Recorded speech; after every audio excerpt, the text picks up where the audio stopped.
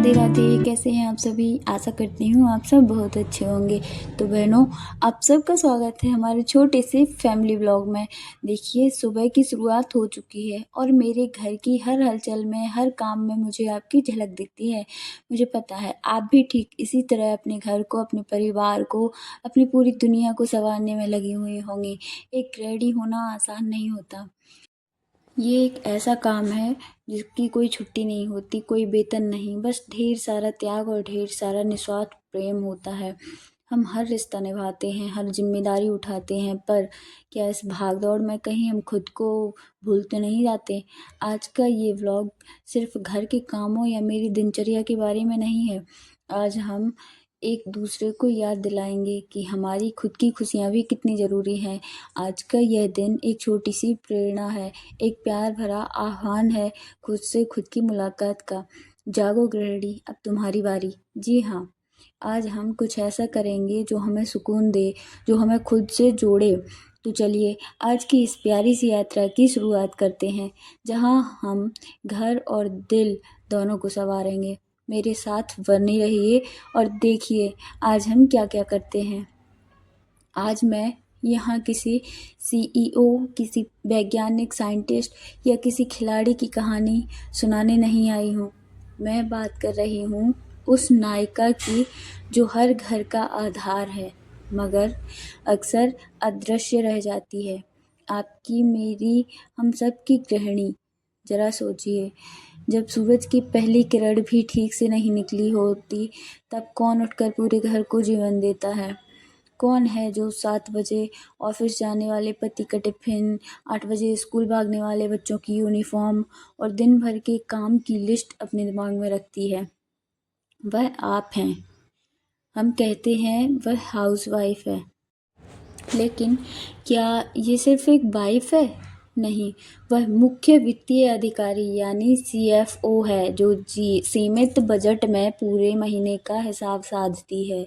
वह मुख्य स्वास्थ्य अधिकारी यानी कि सीएचओ है, जो हर सदस्य की डाइट और सेहत का ध्यान रखती है।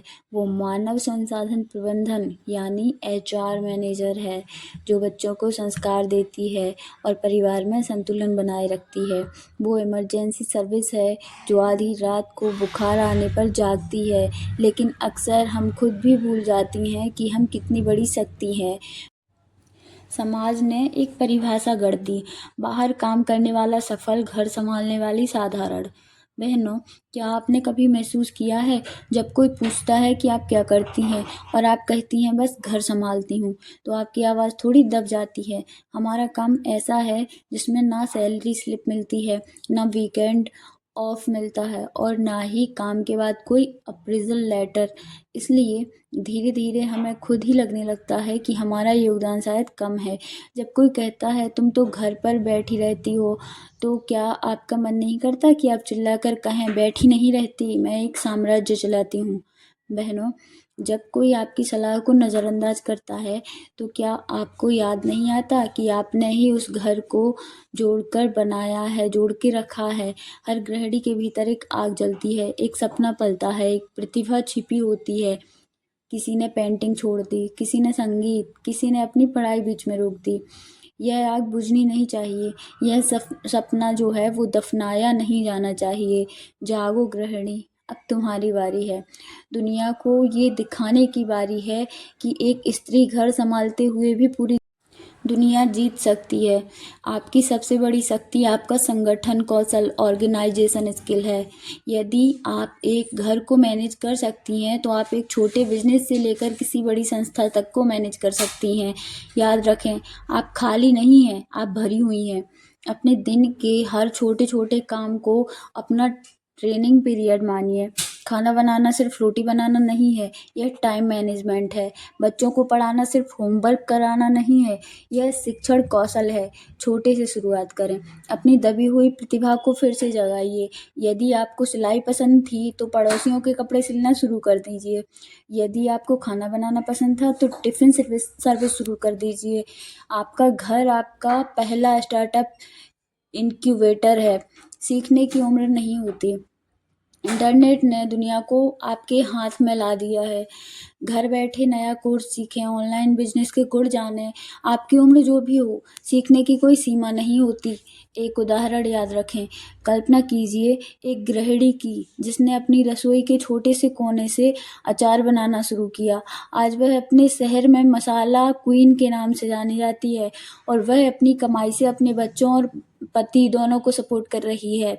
उसने घर छोड़कर कुछ नहीं किया, बल्कि घर से ही शुरुआत की। अब समय आ गया है कि हम उस अदृश्य काम को दृश्य यानी विजुअल बनाएं। यह मत सोचिए कि लोग क्या कहेंगे। आज लोग कहेंगे कि वह घर पर क्यों नहीं रहती। कल कहेंगे देखिए उसकी पत्नी ने कितना बड़ा काम किया। अपने लिए 5 मिनट निकालें, अपना नेटवर्क बनाएं, अपने जैसी महिलाओं से जुड़ें जो कुछ नया करना चाहती हैं।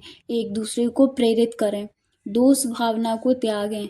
यदि आप अपने जुनून पर काम करने के लिए कुछ समय निकालती हैं तो यह अपराध नहीं है, यह आपकी मानसिक स्वास्थ्य की ज़रूरत है। आप एक बेहतर माँ, बेहतर पत्नी, बेहतर इंसान तभी बन पाएंगी जब खुद खुश होंगी। बहनों, अगर अब कोई आपसे पूछे कि क्या करती हो तो गर्व से कहो, मैं एक बहुप्रतिभाशाली होम मैनेजर हूँ।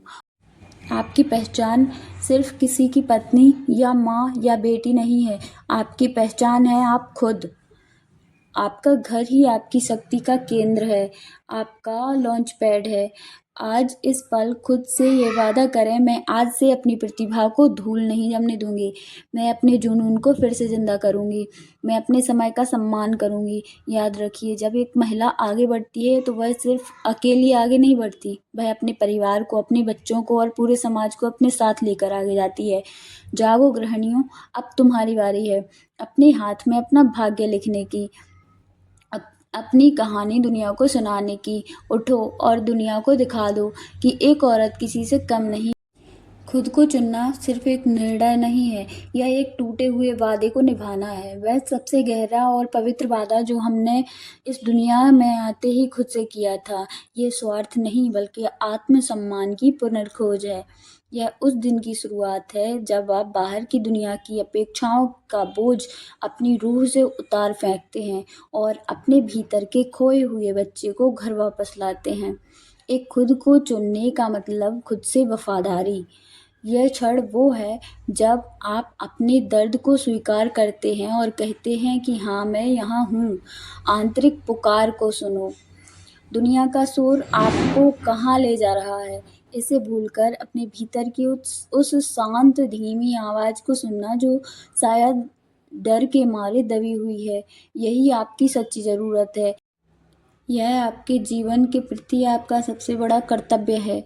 लेकिन ये लड़ाई इतनी मुश्किल क्यों है? खुद को चुनना या खुद को बदलना इतना दर्दनाक इसलिए होता है क्योंकि यह सदियों पुरानी उन मान्यताओं को तोड़ना है जो हमें सिखाती हैं कि हमारा मूल्य दूसरों की सेवा करने में है। हमें खुद में एक डर रहता है, अकेलेपन का डर। अगर मैं अपनी राह चुनूंगी तो क्या मैं अकेली रह जाऊंगी? ये खोने का डर अक्सर हमें उन रिश्तों से बांधे रखता है जो हमें बांधते हैं, आज़ाद नहीं करते। दूसरों की खुशी पर निर्भरता। हम इतने आदी हो चुके हैं कि दूसरों की मुस्कान को अपनी खुशी की दवा बनाते हैं कि हम भूल जाते हैं कि हमारी आंतरिक शांति कहीं बाहर निर्भर नहीं करती।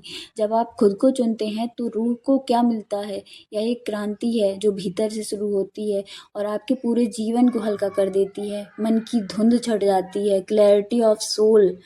ये आप पहली बार खुद को देख पाते हैं। अपनी जिम्मेदारियों को समझो। मैं ये नहीं कहती आप जिम्मेदारियों से हट जाओ, अपनी जिम्मेदारियों को समझो, बखूबी निभाओ, लेकिन अपनी जिम्मेदारी के साथ साथ अब खुद को भी मत भूलो, अपना भी ध्यान रखो, अपनी दिल की भी सुनो। आज के लिए वीडियो में इतना ही। अगर वीडियो पसंद आई हो तो प्लीज़ वीडियो को लाइक, शेयर और सब्सक्राइब कर दीजिएगा और कमेंट में अपनी राय ज़रूर दें। बाय।